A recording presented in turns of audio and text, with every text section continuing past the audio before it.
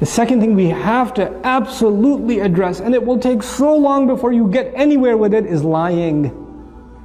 Lying, man. Kids lie. And they will convince themselves that they didn't. They will, I didn't say that, I didn't say it, I never said that. I swear, you said it to me. I was there. I didn't. I recorded it. Here's the video. I didn't say it. I swear I didn't. They'll watch the video and say I didn't do it. They did not. You know why that happens? It happens because the first time they lied, and they actually admitted that they lied. Oh, ho, ho, ho, ho, ho, ho, كأنه يوم القيامة. Like, you lied in my house? So now, first you said, please tell me the truth. What did you actually say? And they finally said it, and then you came down with the axe. So the next time, like, I will take all of this. But once I admit that I lied, I know what comes next. You know, I am not doing that again. I am not admitting to this crime again. Because pleading guilty in this house does not work out for you. You got to stop that first. You cannot punish. You cannot punish extra for something that happened that's already made you angry. So the mother is angry because the child lied. Or because the child did something bad. Then she's angry because he lied about it. Then she's angry because she's tell me the truth, I'm giving you one last chance. One last chance. I'm going to ask you one last time. Even though she's going to ask 6 more times. But she says one last time. Tell me, and this is the only time I'm going to ask. I'm not going to ask again. Did you do it? No. Okay, I'm going to ask one last time. Before I tell your father, one more time. I didn't do it, I didn't do it, I didn't. And he'll go to bed, he'll cry, he'll wake up, I didn't do it, I didn't do it. He'll stick to it. And you're like, how do I deal with this? And you say, I know you did it.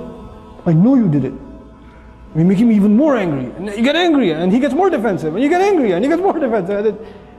And at the end of the day, you start pulling out your hair. The husband comes home, I don't know what to do with this one. He lied. And you're like, you lied? No, no, it starts over again. How do we have to deal with this? We have to take those situations, and sometimes you just believe them, even though you know they're lying. I believe you because I trust you. You wouldn't lie to me. You promised last time you wouldn't lie, so I trust you.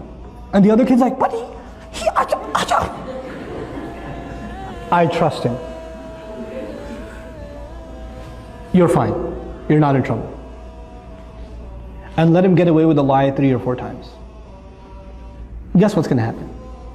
Children are not inherently evil. Children are inherently good. Their nature is goodness. So when they do something bad and you don't punish them for it, then they have an opportunity to ask their conscience. If you punish them for it, their conscience was not bothered because they already got punished for it. When they get punished for it, they don't feel bad because they did something bad and they paid for it. It's done. There's no conscience. But if you don't punish them once in a while, I said pick your battles. You don't have to get them for every time. Pick your battles and say, okay, I trust you. You didn't do it. I know she must have got it wrong. She must not have remembered properly. When you slapped her, she must have been sleeping and imagining it. The mark on her face, I don't know, is red coloring. I don't know what it is. Doesn't even look like your hand. Looks more like a foot. You know, so it's okay. You're not in trouble. You know what that does over time? Mama, I want to tell you something. I did do it. And then you come and you console and you say, it's okay. It's okay. I still trust you. I still trust you. And what you've done is you've taken the child away from being defensive. But it takes a little bit of long-term thinking to be able to do that. You won't be able to do that the first time. Like first, it's very hard to forgive those kinds of things, right? Especially if they hurt another child. If they wrong somebody else. It's hard. And you have to take that other child and take them to a corner and say, Beta, I know, I trust you too. I'm not angry at you either. And I know they did something wrong. But you don't have to be happy if they get punished. That's the other thing.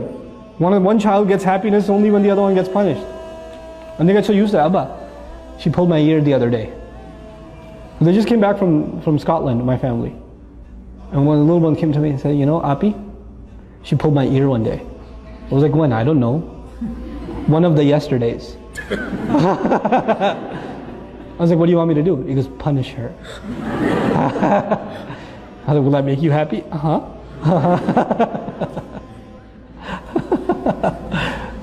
Sometimes kids do that. They get a kick out of the other one getting punished. They do. You don't want to create that either. With little kids, with the 2-year-old, it's okay. You want to entertain them. So you bring the older one and you slap your own arm a couple of times and you tell her to say, ow. You know, and she says, ow, ow, it hurts. And then, you happy now, Walid? Yeah. That's cool. But with older kids, when they get happy when the other one gets punished, that's a problem. That's a punishable offense. That itself is a punishable offense. Why are you happy? What do you get out of that?